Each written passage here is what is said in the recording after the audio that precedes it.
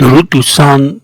سعدی و باز هم سعدی، مردی برای تمام فصول، نظم و نثر و هزل و جد در عالی ترین سطح خودش فقط از عهده سعدی برمیاد. در این مطلب میخوایم به هزلیات سعدی بپردازیم، هزلیاتی که به گفته خود سعدی بزرگ برای سرودن آن تهدید به مرگ میشه و میگن اگر این هزلیات رو نسرایی ما خودت رو میکشیم. سعدی هم به ناچار این هزلیات رو میسرایه، هزلیاتی که در زمان خودش مثل پورنوگرافی های امروزی بوده. اکثر شاعران هزلیات دارن، چه شاعران قدیم چه شاعران جدید. فقط دوستان یه خواهشی از شما دارم، چون بحث هزلیات هست و یک مقدار اشعار به اضافه 18 هست، اگر بنا به هر دلیلی با روحیات و اخلاق شما و عقاید شما سازگاری نداره، خواهش میکنم که همینجا این ویدیو رو ترک کنید و ما ممنون از شما هستیم. و اگر تمایل دارید که ادامه بدید پس با شرایط این ویدیو موافقت دارید. متشکریم.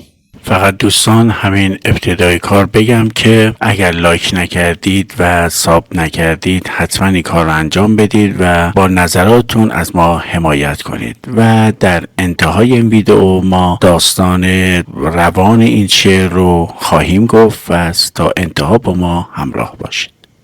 آن شنیدی که در بلاد شمال بود مردی بخیل و صاحب مال، دختری زشت روی و بدخو داشت که از همه چیز جامه نیکو داشت. زشت باشد دبیقی و دیبا که بود بر عروس نازیبا. با جوانی چو لعبت سیمین عقد بستش به مبلغی کابین. شب خلوت که وقت عشرت بود غرق عود کرد و مشک دود. نقره اندود بر درست دغل عنبر آمیخته به گند بغل. پرده زرنگار بر در داشت ناگه از روی بی صفا برداشت. فال بد باز بود و طالع زشت در دوزخ به روی اهل بهشت. همه شب روی کرد بر دیوار تا نبایست دیدنش دیدار. بارها نوعروس جان فرسای دست در دامن ایزدی که درآی. پسر از بخت خود برآشفتی زهرخندان به زیر لب گفتی. تو مناره ز پای بنشانی شهوت من کجا بجنبانی. ملک الموتم از لقای تو به عقربم گو بزن تو دست منه. تا به صبح از شراب فکرت مست دست لاحول میزدی بر دست. بامدادان نه جایگاه ستیز که تحمل کند نه پای گریز.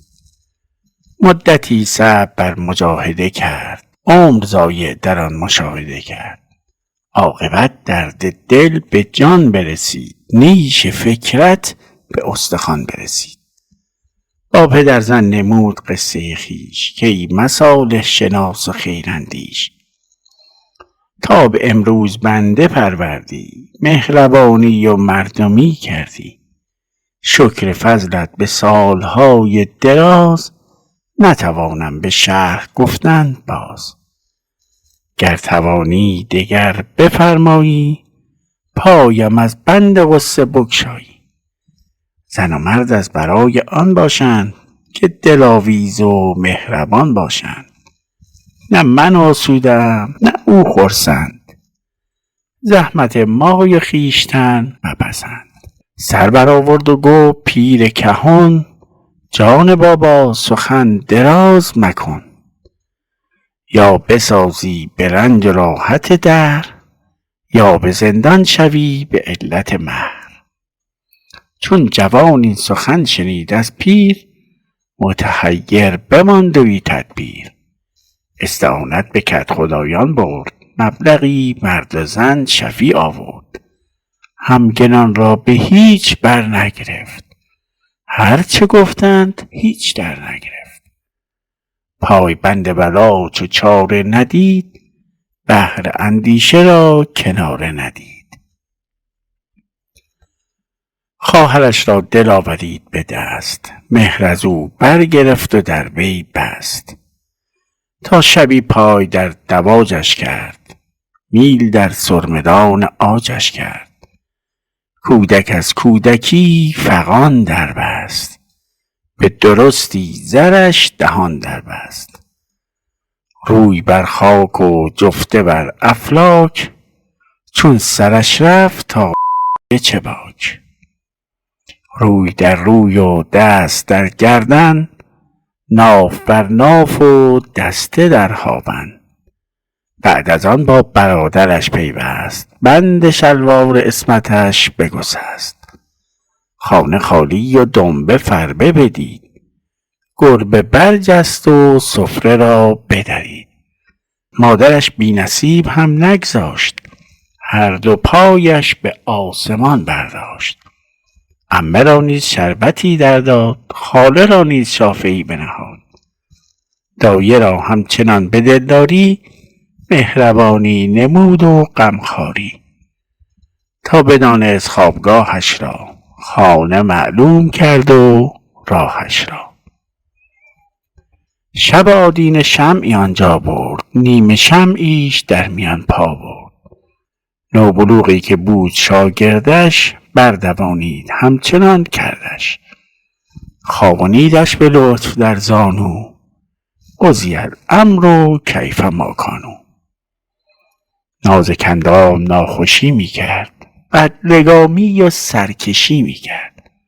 عاقبت رام چون ستورش کرد، در چون برورش کرد.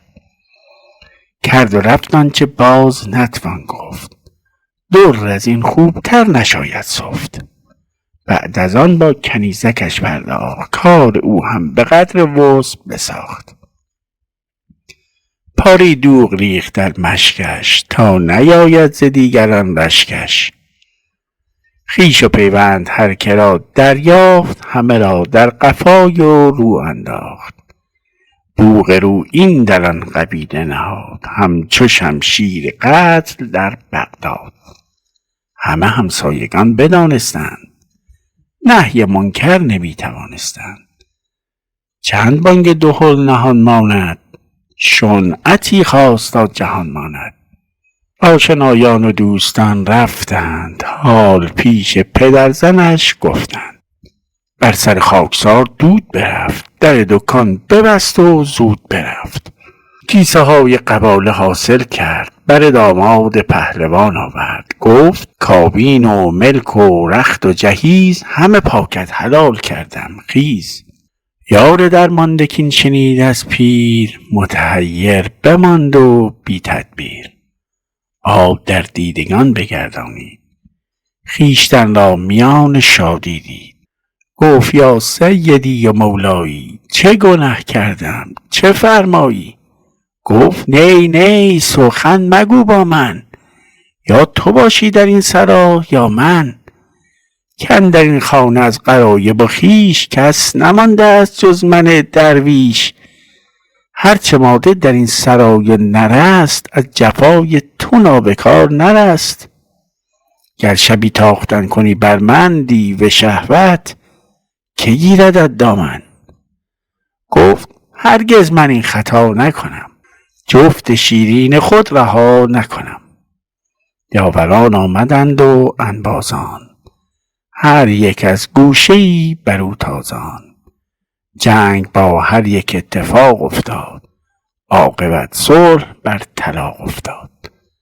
از کمند بلا بجست شد صید، که خلاصش به جان نبود از قید.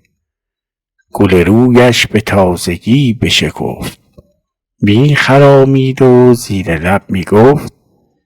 حیف خوردن ز کاردانی نیست، با گرانان به از گرانی نیست. زینهار از قرین بد زنهار، وقنا ربنا عذاب النار. دوستان اگه تا اینجا با ما بودید، حتما مطلب رو پسند کردید. پس یه لایک بزنید تا من داستان این شعر رو براتون بیان کنم. متشکرم که لایک کردید. با هم داستان رو میشنویم. میگین داستان رو شنیدی که در سرزمین‌های شمال اون روز که از حدود تاجیکستان تا گرجستان امروزی بوده، مردی بود خیلی پولدار و خسیس که دختری بسیار زشت و بد اخلاق داشتی و لباسهای زیبا و گران قیمت میپوشیده. این دختر با پسری ازدواج میکنه.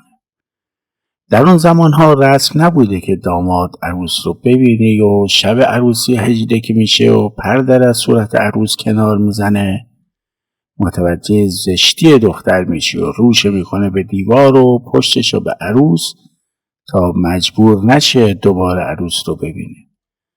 چند بار هم عروس داماد رو به طرف خودش میکشه. پسر با زرخند زیر لب میگه تو با این زشتی و اخلاق بدت مناره رو میخوانی. کجا میتونی شهوت منو تحریک کنی؟ من اگه ملک الموت رو ببینم از دیدن تو بهتره و اگه عقرب این شب بزنه از اینکه تو دست به من بزنی برام بهتره. من اگه ملک الموت رو ببینم از دیدن تو بهتره و اگه عقرب نیشم بزنه از اینکه تو دست به من بزنی برام بهتره. پسر شب تا صبح قصه خورد و ناراحت بود. صبح که شد دید که دیگه راهی براش نمونده. نمیتونه فرار کنه، نمیتونه با عروس بسازه. چند روزی دندون رو جگر گذاشت و صبر کرد. اما آخرش کار به استخونش رسید و طاقتش تموم شده به پدرزنش گفت تو اینقدر در حق من خوبی و پدری کردی که نمیتونم بگم. اما یه مشکل دارم، اگه اونم حل کنی، من از این غم و غصه نجات بدی، دیگه مشکلاتم تمومه. زن و مرد باید مونس و همدم هم باشن. اما نه من آرامش دارم نه دختر تو. بیا ما رو راحت کن و دختر تو از من جدا کن. پدر زنی سرشو بالا آورد و گفت پسرم صحبتو کوتاه کنم یا برو با دخترم و سختی های زندگیت بساز یا برو به زندون به علت مهریه. پدر زنی سرشو بالا آورد و گفت پسرم صحبتو کوتاه کنم یا برو با دخترم و سختی های زندگیت بساز یا به علت مهریه برو زندون. ظاهرا آن زمان هم به علت مهریه به زندان میرفتن. پسر کاملا گیج و سرگردون میشه که چه کار کنه. از چند نفر از بزرگان درخواست کمک میکنه. اما پدرزنش حرف اونا رو هیچ حساب نمیکنه و همچنان میگه یا زندگی کنه یا بره زندان. پسر چون میبینه راه چاره ای نداره میگه به روش خودم باید حلش کنم. اول ترتیب خواهر زنشو میده، بعد برادر زنشو، بعد مادر زنشو، بعد عمه زنشو، خاله زنشو، بعد هم ترتیب دایی و شاگرد دایی و همچنین کنیز دایی رو. البته با شرح و توضیحات شاعر. هرچی از مرد و زن تو فامیل زنش بودن رو به قول شاعر پشت و رو میکنه. دیگه همه همسایا فهمیده بودن اما جرأت نداشتن چیزی بگن چون میترسیدن ترتیب اونا رو هم بده. بالاخره دوستان پدر زنش رفتن بهش ماجرا رو گفتن. اونم دود از کلش بلند شد و در دکونش رو بست و سریع رفت به خونش و هرچی سند و مدرک از ازدواج دخترش داشت همه رو برداشت آورد پیش دامادش و گفت اینا رو بگیر و زود دخترمو طلاق بده. پسر با تعجب میگه مگه چی شده؟ چه اتفاق افتاده؟ من چه کار کردم؟ این حرفا چیه داری میزنی؟ پدر زنش گفت اصلا با من صحبت نکن. یا جای توی تو این خونه یا من. توی این خونه از قوم خویشان به غیر از من هیچ زن و مردی نمونده که ترتیبش نداده باشی. اگه بخوای یه شب به من تجاوز کنی کی میتونه جلوی تو رو بگیره؟ پسر گفت من هیچ وقت زنمو طلاقش نمیدم. کجا برم از اینجا بهتر؟ فامیل دو طرف اومدن و بحث ها کردن و صحبت ها کردن تا اینکه پسر پذیرفت زنشو طلاق بده و از دامی نجات پیدا کرد که با مرگش هم نمیتونست نجات پیدا کنه. بعد از اون که دست زنش راحت شد میگفت آدم کار بلد قصه نمیخوره. هر جور باش تا کردن باشون تا میکنه. زنهار از قرین بد زنهار و قنا ربنا عذاب النار. حق یارتان.